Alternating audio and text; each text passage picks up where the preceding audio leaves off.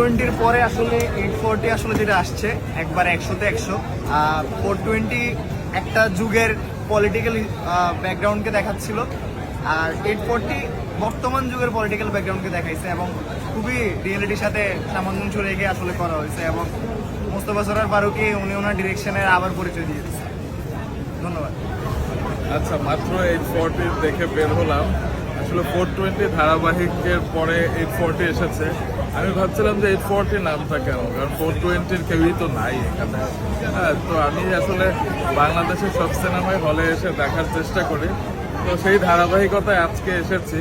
কিন্তু আমার একটা সেকেন্ডও বোরিং লাগেনি এবং কোনো লম্বা মুভি মনে হয় না, এবং মনে হচ্ছিল খুব প্রাসঙ্গিক।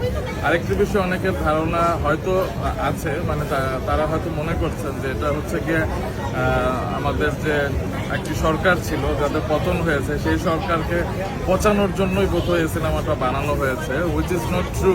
এবং এখানে কোনো রাজনৈতিক দলকে উদ্দেশ্যমূলকভাবে পচানো হয়নি।